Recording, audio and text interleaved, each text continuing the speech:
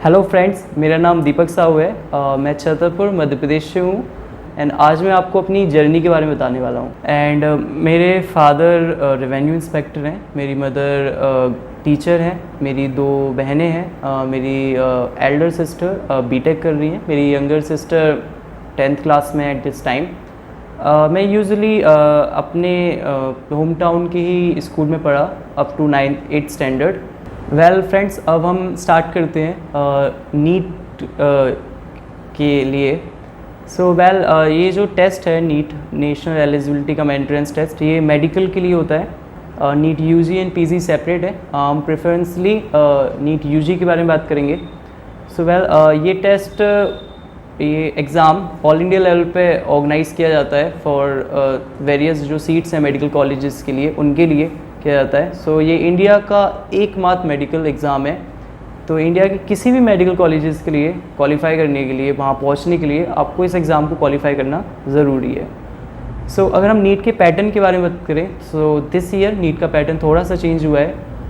मतलब number of questions बढ़ाए हैं, मतलब आप you have been given the choices. NEET के पेपर को 4 सेक्शंस में डिवाइड कर दिया गया है, जिसमें botany, zoology, chemistry and physics है। हर सेक्शन में 2 फर्दर सेक्शन है, मतलब section A and section B. Section A में 35 क्वेश्चन है जो कंपलसरी है आपको करने की, उसमें कोई चॉइस नहीं है। सेक्शन बी में 15 क्वेश्चन है जिसमें से आपको 10 करना है, मतलब you have been given the choice कि आप 5 क्वेश्चन छोड़ सकते हैं। अब हम बात करते हैं थोड़ा सा ओवरऑल स्ट्रेटजी के बारे में बात करते हैं। नीट की प्रिपरेशन के लिए आप किसी कोचिंग को ज्वाइन कर सकते हैं, जो ज़्यादा बेटर होगा। बट मैं आपको बता दूं, नीट की प्रिपरेशन आप घर से भी कर सकते हैं। जैसे अगर आप कोचिंग अफोर्ड नहीं कर सकते तो ये की जा सकती है अगर आप सिस्टमेटिकली फॉलो करें। आप डिस्टेंस लर्निंग प्रोग्राम किसी कोचिंग इंस्टीट्यूट का ले सकते हैं, या फिर क्लासरूम आई थिंक ज़्यादा बेटर ऑप्शन होता है, क्योंकि क्लासरूम स्टडीज़ थोड़ी ज़्यादा बेटर रिजल्ट्स ऑब्टेन कर सकते हैं आप उससे। नीट के लिए आप या तो नीट के लिए ऐसा है, आपको कोचिंग में है आप, आपको जो कोचिंग मटेरियल प्रोवाइड करेगी, आप उसे सिस्टमेटिकली फॉलो करें। जो लेक्चर्स चल रहे हैं, जो भी क्लासेस हो रही हैं, आप उन्हें फॉलो करते जाएं, सिस्टमेटिकली प्रैक्टिस करें। इस तरीके से आप अपने सब्जेक्ट्स को, वेरियस सब्जेक्ट्स को स्ट्रॉन्ग करें। ये बहुत ज़्यादा ज़रूरी है कि आप अपने किसी भी टॉपिक को वीक ना होने दें, क्योंकि नीट इज़ ऑल अबाउट कि आपका होल सिलेबस कितना अच्छा है। मतलब आप कोई पार्ट छोड़ नहीं सकते। ये पार्ट छोड़ना, कोई भी हिस्सा, कोई भी चैप्टर छोड़ना एक रिस्क होता है, क्योंकि नीट की रैंकिंग काफ़ी मतलब कट ऑफ काफ़ी ऊपर जाता है पेपर की थोड़ी इजी होने के कारण। देयरफॉर आपको पूरा ही प्रिपेयर करना होगा। आपको सिस्टमेटिकली जितने भी आपके कोचिंग लेक्चर्स हैं उन्हें देखना होगा, अगर ऑनलाइन ऑफलाइन वॉटेवर है ना। इस तरीके से आप अपना सिलेबस पहले पैक करेंगे। मतलब सिलेबस को स्ट्रॉन्ग होना बहुत ज़्यादा ज़रूरी है। आप जल्दबाजी ना करें सिलेबस कंप्लीट करने की। मतलब बहुत से स्टूडेंट्स क्या करते हैं ना, उनको रहता है कि हाँ, हम सबसे पहले सिलेबस कंप्लीट कर लेंगे, जितनी जल्दी हो जाएगा फिर हम बहुत टेस्ट लगाएंगे। टेस्ट लगाना अच्छी बात है, बट सबसे पहली चीज़ है कि आपका सिलेबस में एक पकड़ होनी चाहिए, एक कॉन्सेप्चुअली आप बहुत, और प्रैक्टिस के साथ आप बहुत स्ट्रॉन्ग करें अपने हर पार्ट को।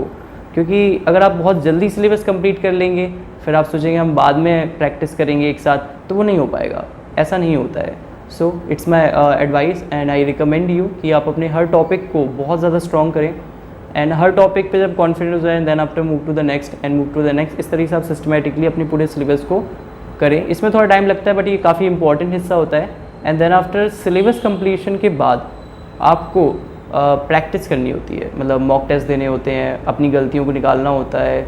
मैं तो ये कहूँगा आप मिस्टेक डायरी बनाएं, क्योंकि सिंस वी आर ह्यूमंस, तो गलती तो होती ही है, एग्ज़ाम में भी होती है। बट मैं यही कहूँगा कि गलतियों को कम किया जा सकता है, एलिमिनेट नहीं कर सकते। मतलब ऐसा नहीं कि आपसे गलती नहीं होगी एग्ज़ाम टाइम में, ऐसा नहीं है। आप कम कर सकते हो, बहुत कम कर सकते हो।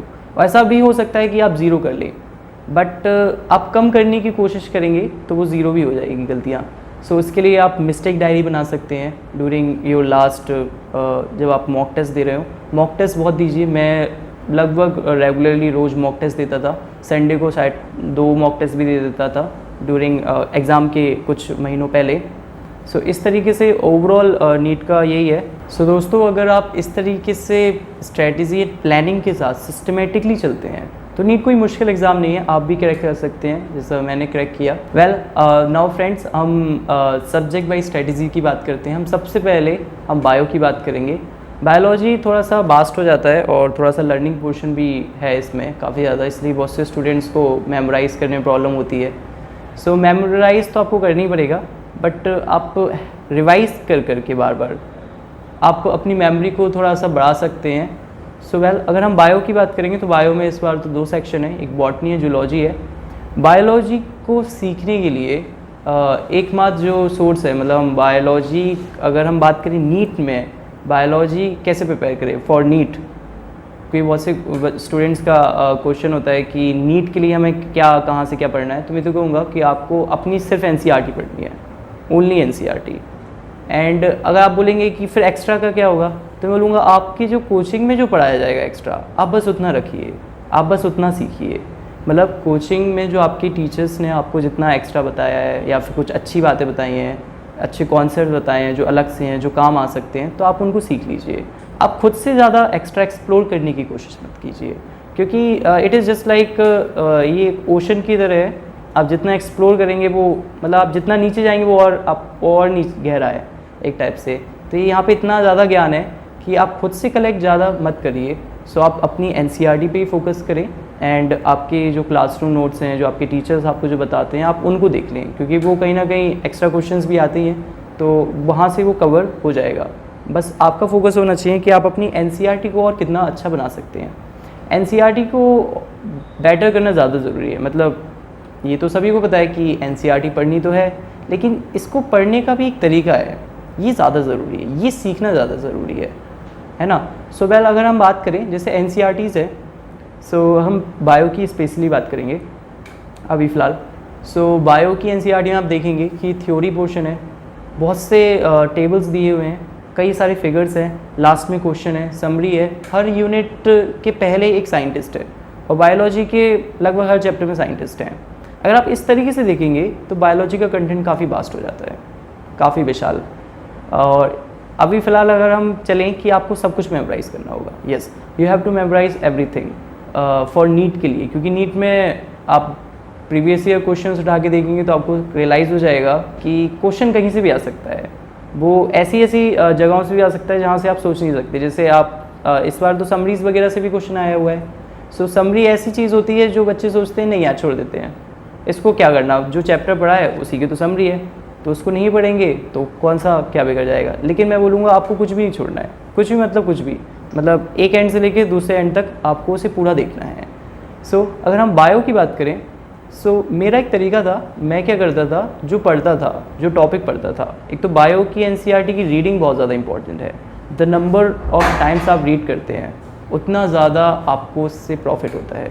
तो बायो तो वैसे भी पता नहीं इतनी बार पढ़ लेते हैं, इतनी बार पढ़ लेते हैं, इतनी बार रीडिंग हो जाती है कि काउंटलेस हो जाता है कि हमें खुद याद नहीं रहता कि मैंने कितनी बार बायो की एनसीईआरटी पढ़ी है, वो लाइन कितनी बार पढ़ी है, तब जाके वो लाइन याद रहती कि हाँ ऐसा लिखा हुआ है।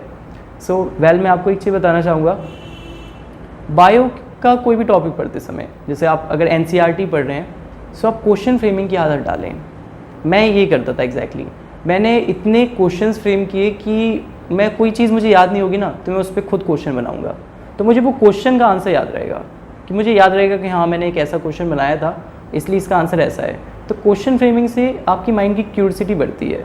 सिर्फ थ्योरी पढ़ने से वो रहता है कि हाँ ऐसा ऐसा लिखा हुआ है, लेकिन जब आप एक क्वेश्चन फ्रेम करते हैं तो माइंड में क्यूरियोसिटी होती है कि उस क्वेश्चन का हमें आंसर भी पता हो। सो देयरफॉर क्वेश्चन फ्रेमिंग बहुत इंपॉर्टेंट है। मतलब आप बायो की हर लाइन से क्वेश्चन फ्रेम कर सकते हैं। येस, दैट इज़ पॉसिबल, ऐसा किया गया भी है और ऐसा मैं करता था स्पेशली, कि बायो की हर लाइन से मैं क्वेश्चन फ्रेम करता था। मतलब मैं जितना बना सकता था, और मुझे रिवाइज़ भी करना रहता था ना, तो मैं क्वेश्चन पढ़ता जाता था और मैं कहीं किसी क्वेश्चन में अटक जाता था कि यार मैं इसका आंसर नहीं दे पा रहा हूँ, तब जाके मैं थ्योरी पढ़ लेता था कि हाँ थ्योरी में देख लेता हूँ कि इसका आंसर क्या है। आप डिटेल्ड क्वेश्चन बनाइए, डिटेल्स, हर पिन पॉइंट का ध्यान रखें। बायोलॉजी में तो हर कैरेक्टरिस्टिक का बहुत ध्यान रखना होता है, मतलब थिक थिन, हर चीज़ का, हर छोटी चीज़ का, लाइन, कोई भी लाइन है उसकी हर छोटे एलिमेंट का आपको ध्यान रखना होगा। एक चीज़ और, बायोलॉजी में बहुत अलग सा कंटेंट भी है। अगर हम थ्योरी की बात हटा दें, सो बायोलॉजी में बहुत टेबल्स हैं। आपने बायोमोलिक्यूल चैप्टर देखा होगा, उसमें कई सारे टेबल्स हैं, उससे कंटिन्यूसली क्वेश्चंस आ रहे हैं दिस टाइम। इस साल भी आया हुआ है। उसमें कई सारे सेकेंडरी मेटाबोलाइट्स के टेबल हैं, सेल है उसके कंटेंट के ऊपर है, ह्यूमन बॉडी के एलिमेंट्स के ऊपर डेटा दिया हुआ है। तो ये सब आपको पता होना चाहिए, एक्यूरेटली पता होना चाहिए। ह्यूमन बॉडी में कितना % ऑक्सीजन है, कार्बन है, नाइट्रोजन है, कैल्शियम है, सल्फर, मैग्नीशियम, ये सब आपको पता होना चाहिए। यस, ऐसे ही कई सारी टेबल्स और डायग्राम्स आपको इकोलॉजी में बहुत ज़्यादा मिल जाएंगे, और इस टाइप की चीज़ों को आपको स्पेशली ध्यान रखना होगा, है ना। एंड अगर हम बात करें बायोलॉजी में, हर यूनिट के पहले एक साइंटिस्ट है। जैसे फॉर एग्जांपल जो आपका लिविंग वर्ल्ड है, जो आपका डाइवर्सिटी लिविंग वर्ल्ड यूनिट है, उसके पहले अर्नस्ट मेयर के बारे में काफ़ी बताया गया है कि वो डार्विन ऑफ द 20वीं सेंचुरी हैं, ट्रिपल क्राउन ऑफ बायोलॉजी मिला हुआ है ना। सो इस तरीके से आपको उनके फीचर्स एटलीस्ट पता होने चाहिए। मैं ये नहीं कह रहा कि आपको उनका सब कुछ याद हो, कि वो कहाँ पैदा हुए, क्या बर्थ था, कब डेथ हुई, ऐसा नहीं, ये नहीं, इतना नहीं। आप बस उनकी कंट्रीब्यूशन को याद रखें, वो ज़्यादा ज़रूरी है कि हाँ उन्होंने क्या किया बायोलॉजी की फील्ड में, ये ज़्यादा इंपॉर्टेंट है। सो आपको ध्यान रखना है कि आप यूनिट साइंटिस्ट का ध्यान रखें हर यूनिट के पहले। बायोलॉजी में हर डायग्राम का ध्यान रखें। 1-2 सालों से बायोलॉजी के डायग्राम से क्वेश्चन नहीं है, डायरेक्टली नहीं है लेकिन इनडायरेक्टली है। यानी कि बायोलॉजी का डायग्राम डायरेक्ट नहीं पूछा है, लेकिन इनडायरेक्टली वो पूछ सकते हैं कि उस डायग्राम से अगर कोई इन्फॉर्मेशन निकलती है तो वो इन्फॉर्मेशन को क्वेश्चन फॉर्म में वो डायरेक्ट पूछ सकते हैं। मतलब वो डायग्राम डायरेक्ट ना पूछें कि इस डायग्राम में लेबलिंग बता दीजिए, बट फिर भी आपको इन फ्यूचर के लिए तैयार रखना है कि आपको सारे डायग्राम्स की सारी लेबलिंग, उनसे मिलने वाली हर नॉलेज के बारे में आपको पता होना चाहिए। अगर हम बात करें थोड़ा सा, कुछ ऐसे पोर्शंस होते हैं जो ज़्यादा लर्न करने वाले हो जाते हैं। जैसे कि हम मिनरल न्यूट्रिशन की बात करेंगे, सो उसमें हर एलिमेंट के बारे में आपको याद होना चाहिए। यस, उसको आपको कई बार पढ़ना पड़ेगा। ऐसी चीज़ें जो ज़्यादा मेमोरी मांगती हैं, मतलब उसमें आपको हर लाइन ही याद रखनी है, उसको आपको कई बार पढ़ना पड़ेगा। मैं क्या करता था अपने स्टडी रूम में, मैं जहाँ पढ़ता था, क्योंकि मैं 1 साल घर पे ही पढ़ा 12th क्लास, सो मैं वहाँ पे चार्ट बना के चिपका देता था, मतलब वॉल्स पे। तो मैं आते जाते उस रूम में देखता रहता था कि हाँ ये लिखा हुआ है, ऐसे चैप्टर हैं। अब बायोलॉजी में अगर मैं बताऊँ, जैसे मिनरल न्यूट्रिशन है, 12th क्लास में इकोलॉजी में बायोडाइवर्सिटी चैप्टर में बहुत डेटा दिया हुआ है, उससे भी क्वेश्चन बनते हैं। आपको डेटा याद रखना ही पड़ेगा, मतलब आपके पास ऑप्शंस तो नहीं है बेसिकली। एंड देन आफ्टर यहाँ पे स्ट्रेटजी इन फूड एनहेंसमेंट में काफ़ी ज़्यादा डेटा है, मतलब वैराइटीज़ को लेके, फूड पेस्ट रेसिस्टेंस है। तो ये सारी चीज़ें मैंने अपनी बॉल पे पेस्ट की हुई थी, मतलब वो टेबल मैंने पेस्ट की हुई थी जानबूझ के, ताकि मुझे हर वैरायटी का नाम याद रहे, वो किसके प्रति रेसिस्टेंस है, ये सब याद रहे। एंड इससे क्या होगा ना, आपका एफर्ट बच जाएगा। मतलब आप बार बार बुक खोल के याद करेंगे, इससे अच्छा है आप किसी बॉल पे पेस्ट कर लें उस चार्ट को, तो आप बार बार देखेंगे तो आपको थोड़ा कम वर्क लगेगा और कम एफर्ट के साथ आप उसे मेमोराइज भी कर लेंगे, है ना। सो बायोलॉजी में आपको इस चीज़ का ध्यान रखना है। नंबर ऑफ़ रीडिंग्स बहुत ज़्यादा मैटर करती हैं। Yes, number of reading bio में बहुत मैटर करती है, स्पेशली बायो में, क्योंकि आप जितनी बार पढ़ते हैं, कभी ऐसा भी होता होगा, आपने फील भी किया होगा कि बायोलॉजी की एक लाइन पढ़ी, पहले कुछ और सेंस निकल रहा है, बाद में पता चला इसका कुछ और ही सेंस है। सो ऐसा बायोलॉजी में हो जाता है। हम जितनी बार पढ़ते हैं हम उतने अच्छे होते चले जाते हैं। सो बायोलॉजी की रीडिंग बहुत ज़्यादा मैटर करती है, और मैं इसलिए स्ट्रेस करूँगा कि आप उसे जितनी बार करें। हो सकता है आप बहुत कॉन्फिडेंस हो गए हो कि नहीं अब मुझे पूरा आता है, फिर भी आप एक बार रीड फिर से करें आपको डेफिनेटली कुछ ना कुछ नया तो सीखने के मिल ही जाएगा। सो this is all about biology. Biology में अगर हम क्वेश्चन प्रैक्टिसिंग की बात करें, सो बायो में क्वेश्चन प्रैक्टिसिंग एक इम्पॉर्टेंट है, बट उसका बहुत बड़ा कंट्रीब्यूशन मैं नहीं मानूंगा, बट इम्पॉर्टेंट है। सो आप हर चैप्टर के क्वेश्चंस ट्राई करें कि किस टाइप के इससे फ्रेम होते हैं, बट बेटर यही होगा कि आप खुद से क्वेश्चन फ्रेम करें। मैं तो बोलूँगा कि आप खुद से बहुत अच्छा फ्रेम कर सकते हैं। आप जब खुद से बुक से भी ज़्यादा अच्छे क्वेश्चन फ्रेम करने लगेंगे, तब आप समझ लीजिए कि नाउ यू आर गोइंग, कि आपको बायोलॉजी याद हो जाएगी। अब आप बायोलॉजी को मास्टर कर ही लेंगे डेफिनेटली, नीट के लिए स्पेशली। सो क्वेश्चन प्रैक्टिस फिर भी आप रखिए, उससे आपको आइडिया लगता है कि किस किस टाइप की और वैरायटी पूछी जा सकती है, या फिर कैसे टैकल करना है कि जो कन्फ्यूजिंग क्वेश्चंस होते हैं, है ना। सो क्वेश्चन प्रैक्टिसिंग के ऊपर हम बाद में ही बात करते हैं कि आखिर इसको अटैम्प्टिंग स्ट्रेटजी भी हम बाद ही में बात करेंगे। सो this is all about the biology. Now हम बात करेंगे नेक्स्ट टॉपिक के ऊपर। सो दोस्तों, हम लोगों ने अभी बायो के बारे में बात किया, नाउ अब हम केमिस्ट्री के बारे में बात करेंगे। केमिस्ट्री में फर्दर 3 पार्ट्स हैं, physical chemistry, inorganic and organic. तीनों का एक दूसरे से काफ़ी डिफरेंट चीज़ें हैं बेसिकली। सो तीनों के लिए स्ट्रेटजी अलग है। इससे पहले मैं आपको एक चीज़ बताना चाहूँगा, सिंस हम लोग के पास सब्जेक्ट्स हैं 3 अलग, सब्जेक्ट को पढ़ने का एक अप्रोच हर सब्जेक्ट के लिए अलग होता है। मतलब एक ही अप्रोच से तीनों डिफरेंट फिजिक्स, केमिस्ट्री, बायो को नहीं देख सकते। एक ही अप्रोच से तीनों कंटेंट को नहीं पढ़ा जा सकता। अगर आपको उनमें बेस्ट करना है तो बायोलॉजी के लिए अलग ही आपको अप्रोच लगाना होगा, अलग तरीके से करना होगा, प्रिपेयर करना होगा। केमिस्ट्री के लिए अलग स्ट्रैटेजीज़ हैं, केमिस्ट्री में फर्दर तीनों के लिए अलग अलग काम करना होगा, फिज़िक्स में भी अलग ही काम करना होगा। सो नाउ हम केमिस्ट्री के बारे में बात करते हैं। सो केमिस्ट्री में जैसे मैंने बताया 3 पार्ट हैं। तो सबसे पहले हम बात करेंगे physical chemistry. Physical chemistry more और लेस न्यूमेरिकल्स ही हैं only, but since present time NEET थोड़ा ज़्यादा कॉन्सेप्चुअल थ्योरेटिकल पोर्शन से भी क्वेश्चन आ रहे हैं नीट में। सो देयरफॉर आपको एनसीईआरटी कुछ 1-2 बार तो आपको पढ़नी ही चाहिए, क्योंकि एनसीईआरटी काफ़ी अच्छी लिखी हुई है। कुछ ऐसे टॉपिक्स हैं जो आपको बता दूं, जैसे केमिकल इक्विलिब्रियम है। सो केमिकल इक्विलिब्रियम आप एनसीईआरटी से पढ़ें, उसमें एग्जांपल्स को थोड़ा ध्यान रखें। कुछ अच्छे एग्जांपल्स दिए गए हैं केमिकल इक्विलिब्रियम के, कुछ ग्राफ्स दिए गए हैं, उनसे क्वेश्चंस आए भी हैं प्रीवियस ईयर्स में। सो आप उनका ध्यान रखें। कुछ और टॉपिक्स हैं, सॉल्यूशन है, सॉलिड स्टेट है। सॉलिड स्टेट और सॉल्यूशन तो एनसीईआरटी काफ़ी अच्छा लिखा हुआ है। एग्जांपल्स की अगर हम बात करें तो लास्ट में जो मैग्नेटिक एंड इलेक्ट्रिकल प्रॉपर्टीज़ हैं सॉलिड स्टेट में, आप उससे ध्यान रख सकते हैं।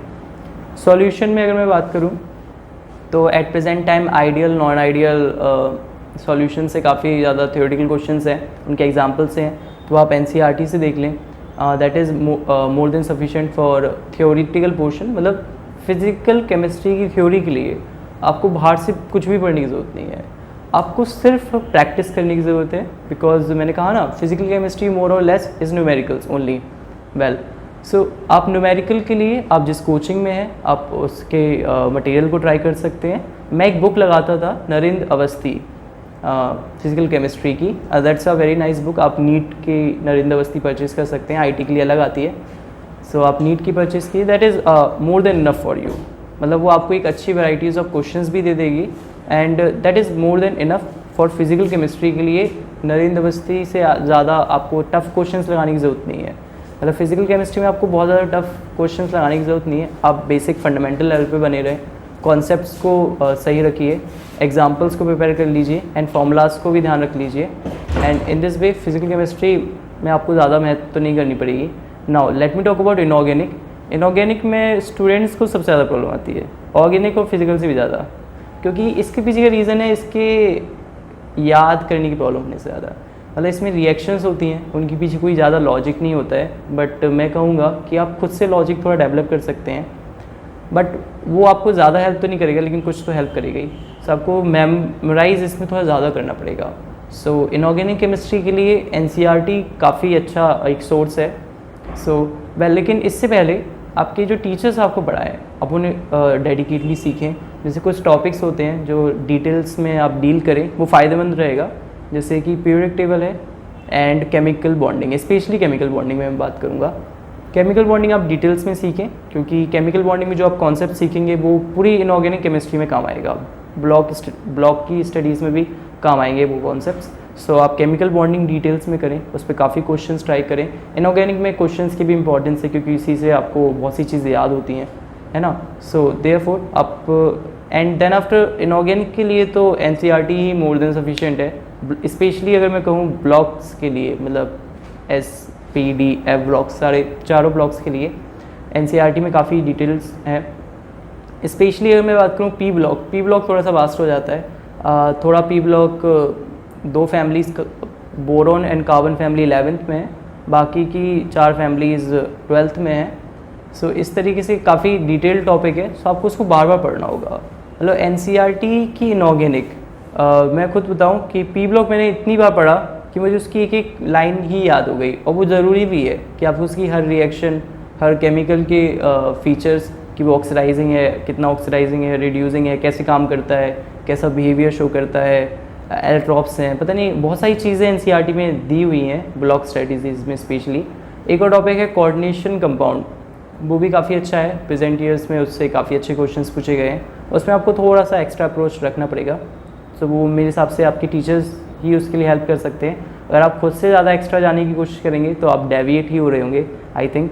सो इट्स बेटर कि आप टीचर पर रिलाई करें आपके टीचर्स आपकी हेल्प करें कि आपको कितना एक्स्ट्रा जाना है ना, क्योंकि एक्स्ट्रा मैंने बताया ना कि एक्स्ट्रा जाने के लिए तो बहुत कुछ है।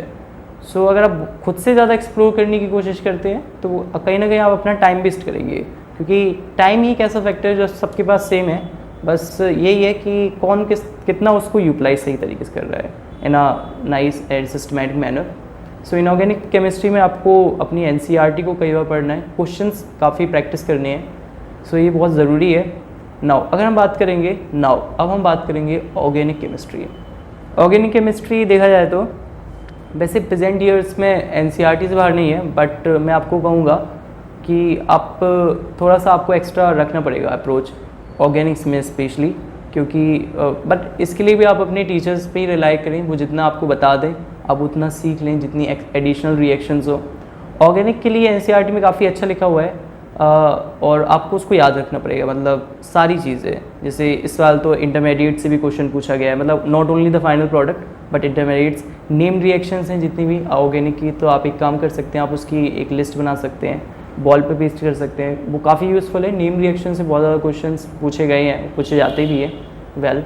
सो ऑर्गेनिक के लिए क्लासरूम नोट्स बहुत ज़रूरी हैं और ऑर्गेनिक के लिए रिवीजन और प्रैक्टिस बहुत ज़रूरी है। मतलब ऑर्गेनिक के लिए सबसे पहली चीज़ है कि आप कॉन्सेप्ट को बहुत अच्छे से सीखें, जानें, फील करें उसको थोड़ा सा, क्योंकि ऑर्गेनिक थोड़ा मज़ा भी आता है, वो कंसेप्चुअल भी है, मतलब लॉजिकल भी है थोड़ा इनऑर्गेनिक के कंपैरिजन में। तो सो आप पहले उससे सीखें, क्लासरूम में जो भी आपको सिखाया जाए, एंड देन आफ्टर आपको बहुत क्वेश्चन प्रैक्टिस करनी चाहिए। मतलब ऑर्गेनिक में क्वेश्चन प्रैक्टिसिंग से ही आपको सब कुछ याद होता है, मैं तो कहूँगा। मतलब वो क्वेश्चन प्रैक्टिस ही होते हैं जो आपका ऑर्गेनिक का क्वेश्चन सही करा देते हैं, क्योंकि ऑर्गेनिक में क्वेश्चन प्रैक्टिस की बहुत इंपॉर्टेंस है। मैं एक बुक सजेस्ट करूँगा जो मैंने लगाई है ऑर्गेनिक के लिए, वो है Himanshu Pande, basics of organic chemistry के नाम से आती है, हिमांशु पांडे। नाइस बुक, अच्छा वेरिएशन है, वेरिएशन दिया हुआ है, सो आप उसे ट्राई कर सकते हैं। नहीं तो आप किसी कोचिंग में हैं, सो आप उसका कोचिंग मटेरियल भी पूरा लगा सकते हैं, एंड वो ख़त्म होने के बाद आपका जो मन की आपको कोई और अच्छी लगता है, कोई और बुक, सो आप उसे भी प्रेफर कर सकते हैं। हम इनऑर्गेनिक में अगर किसी बुक की बात करते हैं, इनऑर्गेनिक केमिस्ट्री की, सो इनऑर्गेनिक केमिस्ट्री में बुक की वैसे ज़्यादा रिकमेंडेशन तो नहीं है, बट मैं एक बुक फिर भी सजेस्ट करूँगा उन स्टूडेंट्स के लिए जो घर पे हैं और अपनी तैयारी सेल्फ करते हैं, क्योंकि ऐसे बहुत से स्टूडेंट्स हैं। सो आप BK जयसवाल लगा सकते हैं, अच्छी बुक है काफ़ी। सो this is all about chemistry.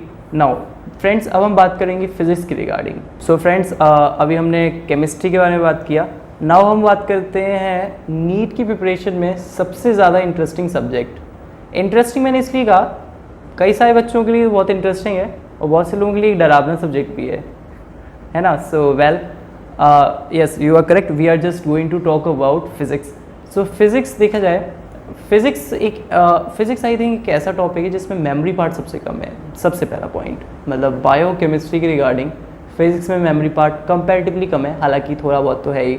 Examples हैं या फिर कोई फॉर्मूला है, टफ फॉर्मूला जिसका यूज़ कंटिन्यूसली होता है, जिसे ईजिली ड्राइव नहीं किया जा सकता, और सो देयरफॉर फिज़िक्स के लिए मेमोरी पार्ट कम है, सबसे पहला पॉइंट। एंड देन आफ्टर हम बात करेंगे फिज़िक्स ऐसा है, जैसे आपने देखा होगा नीट 2021 का फिज़िक्स का पेपर लेंदी था और पेपर ओवरऑल इजी था, बायो का और केमिस्ट्री का तो काफ़ी इजी था, बट फिज़िक्स थोड़ा सा लेंदी होने के कारण पूरा पेपर काफ़ी ज़्यादा स्टूडेंट्स का इफेक्टेड रहा उस फिज़िक्स के कारण, इस वजह से। सो मैं ये कहूँगा कि आप ये ना सोचें कि फ़िज़िक्स लेंदी आया था, फ़िज़िक्स हर साल टफ आता है, ऐसा नहीं है। फ़िज़िक्स हर साल टफ नहीं आता, और मैं ये कहूँगा कि फ़िज़िक्स टफ होता नहीं है। सो आप मेंटली ये ना बनाएं अपने अंदर कि नहीं फ़िज़िक्स टफ है, हमें नहीं आएगा, किसी से नहीं बनता तो हमसे भी नहीं बनेगा, ऐसा नहीं है। सो आप खुद सोचें, सीखने की कोशिश करें। फ़िज़िक्स में क्यूरियोसिटी भी होनी चाहिए, सीखने के लिए होना चाहिए। और मैं तो ये कहूँगा कि आप जब फिज़िक्स, जैसे फॉर एग्ज़ाम्पल आप 11th में अगर स्टार्ट करें, सो आप इस चीज़ का ध्यान रखें कि स्टार्टिंग में जो बेसिक सिखाया जाता है उसे बहुत ज़्यादा स्ट्रेस करें। अगर आपको स्टार्टिंग में बेसिक मैथमेटिक्स सिखाई जा रही है तो उसे बहुत ज़्यादा अच्छे से सीखें। वेक्टर सिखाया जा रहा है तो उसे अच्छे से सीखें। काइनेमेटिक्स का पोर्शन है तो आप उसे सीखें, मतलब बहुत ज़्यादा उस पर क्वेश्चन प्रैक्टिसिंग करें, उसको बहुत मास्टर करें। ज़्यादा जल्दबाजी ना करें कि नहीं हम जल्दी से कर लेते हैं, सिलेबस कंप्लीट कर लेते हैं, आगे बढ़ जाते हैं, जल्दी 11th भी हो जाएगा, 12th भी हो जाएगा, फिर हम प्रैक्टिस मॉक टेस्ट लगाएंगे, ऐसा नहीं है। इतना भागने की ज़रूरत नहीं है। फिज़िक्स को स्टार्टिंग में स्लो लेने की ज़रूरत है, बहुत स्लो लेने की ज़रूरत है और आराम से लेने की ज़रूरत है। यही गलती करते हैं बहुत से स्टूडेंट्स। और कोचिंग में भी क्या होता है ना, थोड़ा फास्ट चलता है, बच्चे ग्रास्प ही नहीं कर पाते और वो आगे चला जाता है, तो वो वीक होता चला जाता है। और जब स्टार्टिंग में पकड़ छूट जाती है तो वो लास्ट तक उसका असर रहता है, एग्ज़ाम डे तक रहता है, और इसलिए लास्ट तक फिज़िक्स से डरते ही रहते हैं। सो मैं ये कहूँगा कि फिज़िक्स को सही करने का तरीका है कि आप उसकी स्टार्टिंग को सही करें। हम हालांकि इस पर भी बात करेंगे कि अगर आपकी स्टार्टिंग ख़राब हो गई है तो उसको कैसे सुधारेंगे। वेल आपको स्टार्टिंग में फ़िज़िक्स पे बहुत ध्यान देना चाहिए। एक्चुअली क्या हुआ ना, मेरी प्रिपरेशन के दौरान फ़िज़िक्स मेरा most of the time physics में गया।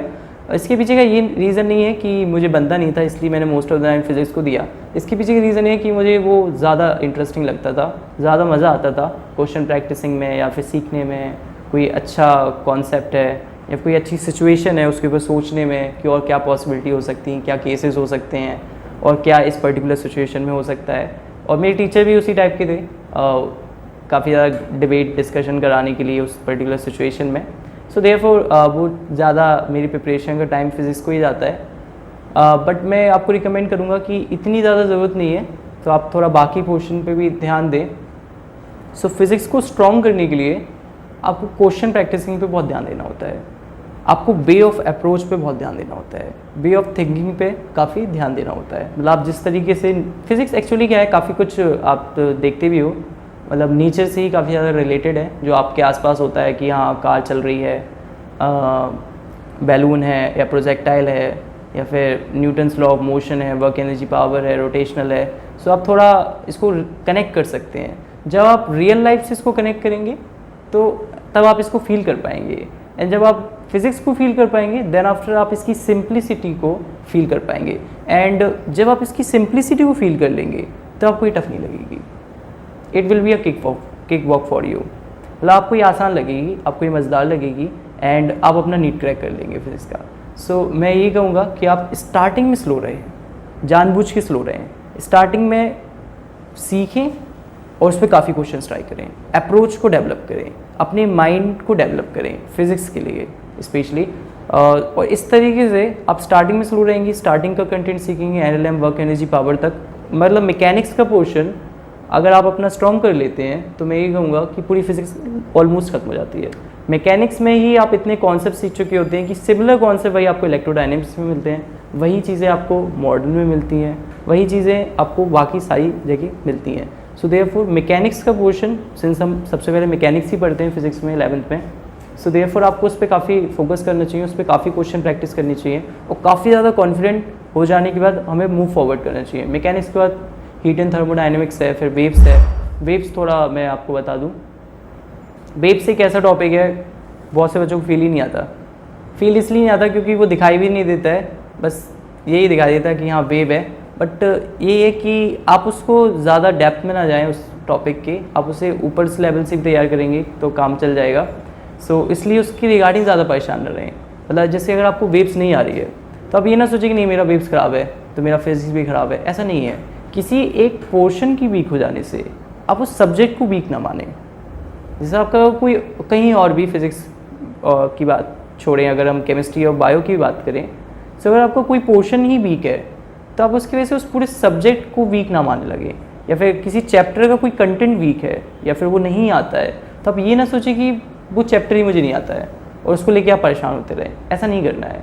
ये जस्ट आपके ब्रेन की जो पावर्स हैं उनका वेस्टेज हो जाएगा। नहीं तो आपने जो सीखा है बाकी उसको आप, इसका मतलब आप यूटिलाइज़ ही नहीं कर पाएंगे, क्योंकि आप ये समझें ना, ये देखें कि आपको बाकी तो आता ही है ना। सो अगर आप ये देखेंगे तो आप थोड़ा कॉन्फिडेंस फील करेंगे, हाँ मुझे बाकी तो आता ही है, बस इतना सा नहीं आता है तो मैं इसे भी सीख लूँगा समय के साथ साथ। सो फिज़िक्स में प्रैक्टिसिंग की बहुत इंपॉर्टेंस है, सिस्टमेटिक प्रैक्टिसिंग। एंड उसके लिए अगर हम बुक्स की बात करते हैं, सिंस अगर आप किसी कोचिंग में एनरोल हैं सो आप डेफिनेटली कोचिंग का मटेरियल पूरा कवर कर लें। फ़िज़िक्स में काफ़ी सारी बुक्स मार्केट में अवेलेबल है। ये एक प्रॉब्लम भी है क्योंकि बच्चे क्या करते हैं ना, एक बुक खत्म होती है, एक बुक खत्म नहीं हुई वो दूसरे पे स्टार्ट कर देते हैं। मतलब एक चैप्टर से लगाया, फिर अगली बुक से भी वही चैप्टर लगाएंगे, फिर तीसरी बुक से भी वही चैप्टर लगाएंगे, तो एक ही चैप्टर में घूमते रहेंगे। मतलब एक ही चीज़ कर रहे हैं बार बार, ऐसा कुछ नहीं है। आप नंबर ऑफ़ क्वेश्चंस कम करके आप उस क्वालिटी ऑफ क्वेश्चंस पे ध्यान दे सकते हैं। आप अपने कॉन्सेप्ट सीखने पे ध्यान दे सकते हैं, है ना। सो अगर मैं फिज़िक्स के लिए कोई बुक रिकमेंड करूँ तो DC Pande is a very good book, मैंने भी उसे काफ़ी ट्राई किया है। SC वर्मा मैंने पूरी लगाई है, सो आप उसे ध्यान रख सकते हैं। SC वर्मा का आप हीट एंड थर्मोडाइनमिक्स छोड़ भी सकते हैं, वो एज सच नेसेसरी नहीं है, लेकिन आप मैकेनिक्स इलेक्ट्रोडाइनमिक्स लगा लें, वो काफ़ी अच्छा है SC वर्मा से। DC Pande I think more than sufficient है नीट के लिए फ़िलहाल। एंड प्रीवियस ईयर बहुत इंपॉर्टेंट है, प्रीवियस ईयर तो बेसिकली तीनों के लिए इंपॉर्टेंट है, physics chemistry bio in general मैं कहूँ तो। सो अगर हम बात करें फर्दर फिज़िक्स में एक्चुअली थोड़ा सा आपको एडिशनल टाइम ज़्यादा देना होता है, इसमें टाइम थोड़ा ज़्यादा कंज्यूम होता है, बाकी के दोनों उससे ज़्यादा। मेमोरी पार्ट कम है, लेकिन फिर भी आपको काफ़ी टाइम देना होगा, प्रैक्टिसिंग में, सीखने में ध्यान देना होगा। अगर आपका फिज़िक्स वीक है तो आप रेगुलर बेसिस पे ध्यान दें, रेगुलर बेसिस पे क्वेश्चन प्रैक्टिसिंग करें, रेगुलर बेसिस पे कम क्वेश्चंस लगाएं लेकिन उनसे सीखें ज़्यादा। सो ये सारी चीज़ें हैं। सो इन दिस वे आप अपनी प्रिपरेशन को स्ट्रॉन्ग करें, आप अपने हर टॉपिक को स्ट्रॉन्ग करें। मतलब मैं ये कहूँगा, अब मैं थोड़ा सिंप्लिसिटी में बात करूँ, सो अगर हम नीट की प्रिपरेशन को देखें तो हम 2 फेज़ में देख सकते हैं। सबसे पहला फेज़, जब आप अपने चैप्टर्स को सीख रहे होते हैं पहली बार, क्योंकि आपने चैप्टर पढ़ा तो है नहीं, सो आप पहली बार चैप्टर को सीख रहे हैं, कोई नया टॉपिक है तो उसे सीख रहे हैं। सो दिस इज़ इम्पॉर्टेंट कि जो फर्स्ट फेज़ है वो लर्निंग फेज़ है, मतलब आप पहली बार उस चैप्टर के कंटेंट को डील कर रहे हैं, तो आप अपने हर टॉपिक को, हर चैप्टर को स्ट्रॉन्ग करने की कोशिश करें। मैं ये नहीं कह रहा कि आप कर ही लेंगे, बट मैं ये ज़रूर कह रहा हूँ कि आप कोशिश रखें कि आपका कोई भी चैप्टर का कोई भी टॉपिक वीक ना रह जाए, क्योंकि NEET is all about complete syllabus, कि आपको अपना सिलेबस को अच्छा करना होगा।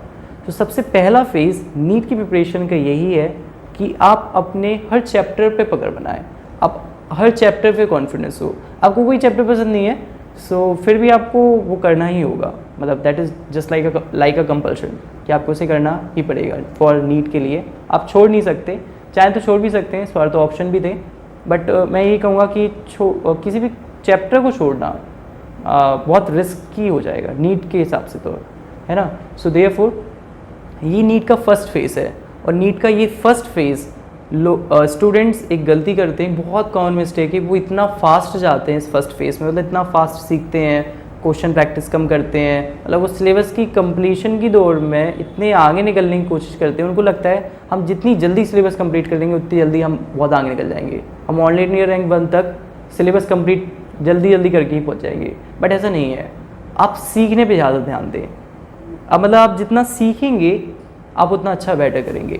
भले ही आपको हो सकता है कि इस फर्स्ट फेज़ में टाइम ज़्यादा लग जाए, हो सकता है कि आपके एग्ज़ाम के सिर्फ 3 महीने पहले आपका सिलेबस कंप्लीट हो।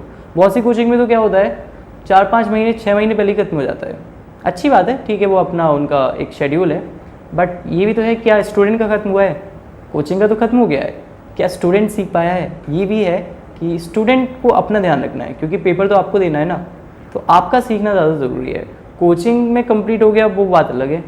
सो आपको सबसे पहला फेज़ का ध्यान रखना है, स्लो चलना है, टाइम पर। अगर आपके पास 3 महीने बच जाते हैं, अगर मैं आपको बता दूं, एग्ज़ाम के पहले अगर आपके पास 3 महीने भी बच जाते हैं, मतलब 3 महीने पहले आपका सिलेबस कंप्लीट हुआ है, that is more than sufficient कि आप फाइनली प्रिपेयर कर लेंगे।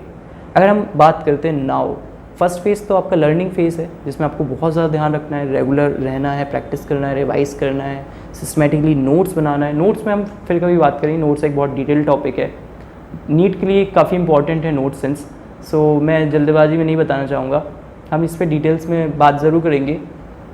अगर हम नीट के सेकेंड फेज़ की बात करें, नीट की प्रिपरेशन, वो है आपके एग्ज़ाम के कुछ महीने पहले वाला, जो ज़्यादा इंपॉर्टेंट है। मैं मान के चलूँगा कि आपका सिलेबस कंप्लीट हो चुका है, आपको मतलब आपको लगभग आता है, बट ये आता है कि सिलेबस इतना बड़ा है नीट का कि हम एक साइड से पढ़ना स्टार्ट करते हैं, दूसरी साइड से भूल जाते हैं। ये कॉमन प्रॉब्लम है, सबके साथ होता है। मतलब आप अभी ये पढ़ रहे हैं, जैसे फॉर एग्जांपल अगर आप इलेक्ट्रोस्टैटिक्स में है या फिर इलेक्ट्रोडायनेमिक्स पढ़ रहे हैं, इलेक्ट्रोमैग्नेटिज्म में है, सो क्या पता आप मैकेनिक्स के क्वेश्चन आप ना ट्राई कर पाएँ, या फिर आप मैकेनिक्स के क्वेश्चन बनना बंद हो जाएँ। सो ये रहता है कि जब आप एक पोर्शन टच करते हैं तो दूसरे पोर्शन वीक होने लगता है। ये थोड़ी प्रॉब्लम्स आती हैं सेकंड फेज़ में, क्योंकि जब आपका सिलेबस कंप्लीट हो चुका है, आप सब कुछ देख चुके हो, आपको सब कुछ पता है कि हाँ इस टॉपिक में ये सारी चीज़ें हैं, बट ये रहता है कि उस समय रिवीजन की बहुत ज़्यादा इंपॉर्टेंस होती है, मतलब बट ये स्लोली डेवलप होती है, मतलब एब्रप्टली ये नहीं कर सकते कि हाँ अचानक से आपको इस कोने से लेकर उस कोने तक सब कुछ पता है, नहीं, ये अचानक से नहीं आने वाला है, ये स्लोली चीज़ें डेवलप होती हैं। और इस चीज़ को डेवलप कराने में आपके मॉक टेस्ट बहुत हेल्प करते हैं। अब ये मॉक टेस्ट कैसे हेल्प करते हैं मैं बता देता हूँ। जब आप एक मॉक टेस्ट देते हो, जैसे फॉर एग्जांपल अगर आप अभी प्रेजेंटली इलेक्ट्रोस्टैटिक्स ही पढ़ रहे हैं या फिर इलेक्ट्रोमैग्नेटिज्म पढ़ रहे हैं और आपने एक मॉक टेस्ट ट्राई किया, फुल सिलेबस मॉक टेस्ट, आपको बहुत सी चीज़ें नहीं बनी जो आपने पढ़ रखी थी लेकिन आपको नहीं बनी, फिर आप जाके देखोगे उस जगह कि मैंने पढ़ रखी थी फिर मुझसे कैसे नहीं बनी, मतलब आपको लगेगा कि जब मैंने पढ़ रखा था फिर क्यों नहीं बना। फिर आप वहाँ पे जाके देखोगे, आप उतना पोर्शन रिवाइज कर लोगे तो आपको थोड़ा कॉन्फिडेंस फील होगा, अच्छा मैंने इतना सीख लिया। मतलब आप मॉक टेस्ट के बेसिस पे खुद को एनालाइज करें कि हमें क्या भूल रहा है। आप ऐसे बैठ के सोचने से याद नहीं होगा कि हमको क्या पता है क्या नहीं पता, ऐसे नहीं होगा। आप मॉक टेस्ट दें, उसको एनालाइज करें कि मुझे क्या मैं भूल चुका हूँ, क्या मेरा वीक पॉइंट रह गया है, क्या मेरा चैप्टर मैं भूल चुका हूँ। सो उसके बेसिस पे आप उन चैप्टर्स को रिवाइज करें। तो धीरे धीरे मॉक टेस्ट देते जैसे मैंने आपको पहले बताया, मैं रेगुलर मॉक टेस्ट देता था, मतलब रेगुलर संडे को मैं 2 दे देता था, थोड़ा ज़्यादा टाइम रहता था संडे को फ्री, देयरफॉर सो उससे क्या होता था, मैं डिटेल में पहले खुद को एवेल्यूएट करता था, एनालाइज करता था, स्ट्रैटेजी बनाता था कि हाँ ये चैप्टर थोड़ा वीक रह गया है, इस चैप्टर के क्वेश्चन नहीं बन रहे हैं तो इस चैप्टर को नोट से रिवाइज करना है या यहाँ से देखना है या यहाँ से क्वेश्चन प्रैक्टिस जहाँ पहले से की हुई थी उसको मैं दोबारा से कर लूँ। तो ये सारी स्ट्रैटेजी आपको कौन बताने वाला है, आपका मॉक टेस्ट और आपका एनालिसिस। मतलब mock test analysis in second phase में एक इम्पॉर्टेंट रोल प्ले करते हैं। बट मैं ये कहूँगा कि आपको रेगुलर मॉक टेस्ट देने की ज़रूरत नहीं है। आप 2 दिन में एक दे सकते हैं, आप 3 दिन में भी एक दे सकते हैं। अगर आप वीकली 3 दे रहे हैं तो मोर देन सफिशिएंट है। वीकली 2 दे रहे हैं स्टार्टिंग में तो थोड़ा कम है, मतलब वीकली 3 दे सकते हैं, उससे ज़्यादा भी दे सकते हैं, वेल रेगुलर बेसिस पे भी दे सकते हैं। बट मॉक टेस्ट देने से ज़्यादा उसका एनालिसिस ज़रूरी है। मतलब ऐसा नहीं सिर्फ मॉक टेस्ट दे दिया कि हाँ बोला गया था तो दे दिया, ऐसा नहीं है। उसका डिटेल एनालिसिस, उस एनालिसिस जो आप सीखेंगे कि हाँ अब आगे की स्ट्रेटजी क्या है, वो मतलब आगे की स्ट्रेटजी आपका मॉक टेस्ट डिसाइड करेगा। मतलब आपको खुद से नहीं सोचना है कि अब मैं क्या करूँ, आपका मॉक टेस्ट की एनालिसिस ही आपको बताने वाली है कि आपको अब क्या करना है, कैसे क्या करना है। सो इस तरीके से जब आप करेंगे, क्योंकि ऐसा नहीं है, मेरे भी पहले ज़्यादा अच्छे मार्क्स नहीं आते थे मॉक टेस्ट में स्टार्टिंग में, 620 से 630, फिर धीरे धीरे मैं एनालिसिस करता गया, सारे वीक टॉपिक्स को स्ट्रॉन्ग करता चला गया। मॉक टेस्ट ही मुझे पता चलता चला गया, अच्छा मैं ये भूल जाता हूँ या फिर ऐसी चीज़ें याद नहीं होती। मॉक टेस्ट देते देते ही आपको काफ़ी सारी चीज़ें याद हो जाएंगी। आप मॉक टेस्ट के लिए मैंने एक एनालिसिस बुक बनाई थी, नोटबुक, मतलब जो भी मैं मॉक टेस्ट देता था उसका मैं डिटेल एनालिसिस लिख देता था। मतलब जो भी मुझे उस मॉक टेस्ट से नहीं बना वो मैंने उस एनालिसिस नोटबुक में लिखा हुआ था। मैं उसे पीरियडिकली रिवाइज़ कर लेता था सुबह, या फिर कभी संडे को मैं उसे पूरा देख लेता था कि अच्छा। सो उससे भी काफ़ी इंपॉर्टेंस रहती है उस चीज़ की। सो मॉक टेस्ट देना सेकंड फेज़ में बहुत ज़्यादा ज़रूरी है और इस तरीके से आप प्रिपेयर होते हैं। मैं आपको एक चीज़ और बता दूँ, नीट केवल ये नहीं है कि आपने पढ़ा, प्रैक्टिस किया, मॉक टेस्ट ट्राई किए और आप पेपर देने पहुँचे और आपका हो गया, सिर्फ इतना ही नहीं है नीट। फ़िलहाल नीट का अगर हम बात करें इस साल की, मैं आपको एक बहुत बड़ा पॉइंट बता दूं, not only for NEET but also for your life, कि ज़रूरी नहीं आप जो प्लान करें वो प्लान सक्सेसफुल हो। दिस इज़ वेरी इंपॉर्टेंट कि आपने अगर कोई चीज़ प्लान की कि हाँ इस तरीके से होगा, या फिर आप कोई मंथली प्लान बना रहे हैं कि हाँ इस मंथ में ये हिस्सा कंप्लीट कर लूँगा, अगले मंथ इतना हिस्सा कंप्लीट कर लूँगा। हो सकता है कि कोई एक ऐसा इंसिडेंट हो जाए जिससे आप वो कंप्लीट ही ना कर पाएँ अपना टास्क। सो मैं ये कहूँगा कि आप अननोन के लिए तैयार रहें। एक्चुअली मैंने ये चीज़ नीट के पेपर से ही सीखी। मैं प्लान करके गया था कि हाँ मैं 1 घंटे के अंदर केमिस्ट्री बायो कर लूँगा, 1 घंटे मेरा फिज़िक्स हो जाएगा, फिर मेरे पास 1 घंटा बच जाएगा जिसमें मैं सारी चीज़ें रिव्यू करके अपनी बबलिंग कर लूँगा। बट एक्चुअली क्या हुआ ना, पेपर लेंथी होने के कारण पूरा प्लान बिगड़ गया। अब सब कुछ अनएक्सपेक्टेड है। मतलब एक ऐसी सिचुएशन में मैं आ गया ड्यूरिंग द एग्जामिनेशन कि मेरे पास कोई प्लान नहीं है आगे के लिए, मेरे सारे प्लान्स ख़त्म हो चुके हैं, टाइम कम है। सो आपको ये सीखना होगा और ये आप एक दिन में नहीं सीख सकते। एक दिन में आप अननोन चीज़ों को डील करना नहीं सीख सकते, ये आपको रेगुलर बेसिस पे भी सीखना होगा। मतलब आपको खुद को मेंटली प्रिपेयर करना होगा कि अगर कभी आपका टास्क छूट जाए या आप गोल ना कंप्लीट कर पाओ अपने रेगुलर बेसिस पे, तो आप उसे कैसे हैंडल करें उस सिचुएशन को। तो जो ये जो सिचुएशन हैंडलिंग की ये जो माइंड मेंटल स्थिति होगी आपकी, वो आपको काफ़ी हेल्प दिलाएगी। मतलब अगर आपको कम भी पता है, बट जितना पता है आप उतना करके आ जाएंगे पेपर में, अगर आप सिचुएशन को हैंडल कर लेते हैं। अगर किसी को ज़्यादा पता भी है, जिसका पूरा सिलेबस भी कंप्लीट है, लेकिन वो अननोन सिचुएशन को हैंडल नहीं कर सकता, अगर पेपर लेंदी हुआ, थोड़ा सा ट्रिकी हुआ, वो अटक गया, अब वो फ्रस्ट्रेट हो गया और पेपर के दौरान उसने अपना पूरा पेपर ख़राब कर लिया, इंस्पाइट वो डिज़र्व करता था कि वो और अच्छा कर सकता है, क्योंकि उसको सब कुछ पता था, सारी नॉलेज थी। सो मैं ये कहूँगा कि नीट केवल ये नहीं है कि आपने सीखा, प्रैक्टिस किया, मॉक टेस्ट लगाया, आपने पेपर देने चले गए, ऐसा नहीं है। आपको मेंटली खुद को प्रिपेयर करना होगा, आपको मेंटली खुद को बनाना होगा कि आप अननोन को भी डील कर लें सही टाइम पे। मतलब इसके लिए आपको चाहिए आप मेडिटेशन करें। मैं 9th क्लास से मेडिटेशन करता हूँ और मेडिटेशन की आदत मुझे नवोदय ने दी, and I am really very great thankful to Navodaya कि उसने इतनी अच्छी हैबिट मुझ में ही नहीं, सबको नवोदय प्रोवाइड कराता है। नवोदय में रेगुलर पीटी होती है सुबह, आप सबको पता भी होगा, बहुत से नवोदय के भी होंगे आप लोग। सो पीटी होती थी। सो मैं उससे काफ़ी ज़्यादा इफेक्टेड हुआ कि मैं नवोदय से निकलने के बाद भी आज भी मैं रेगुलर योगा एक्सरसाइज में उठने के बाद आधा घंटा मैं देता ही हूँ। सो वो एक टाइप का आपको मेंटली काम कूल बनाता है। इससे आप टफ से टफ सिचुएशन को हैंडल करना सीखते हैं। यही एक रीज़न था कि पेपर में इतनी ज़्यादा लेंदी, थोड़ा सा लेंदी होने के बाद भी मैं पेपर को संभाल पाया। सो मैं यही कहूँगा कि आप कुछ अच्छी हैबिट्स इनकलकेट करें अपने पास, मतलब कुछ अच्छी हैबिट्स आप डेवलप करें, जैसे मेडिटेशन है, योगा, एक्सरसाइज है, ये बहुत ज़्यादा ज़रूरी है। मैं रियली स्ट्रांगली रिकमेंड करूँगा, not only for NEET aspirant but जितने भी स्टूडेंट्स हैं, चाहे वो किसी एज स्टूडेंट्स क्यों, हर एज ग्रुप के पीपल्स को, पर्सनस को योगा, मेडिटेशन, एक्सरसाइज को अपने रूटीन में लेके आना चाहिए, ताकि वो जिस भी फील्ड में हो वो अपना बेस्ट दे सकें। So this is so well dear my friends, मैं आपको ऑल द बेस्ट बोलूँगा for the NEET UG 2022 and I also would like to thanks DKT for providing me this opportunity कि उसने मुझे मौका दिया आप लोगों से कनेक्ट करने का और मुझे मौका दिया कि मैं अपनी जर्नी के बारे में आपको बता सकूँ। So thank you so much and all the best for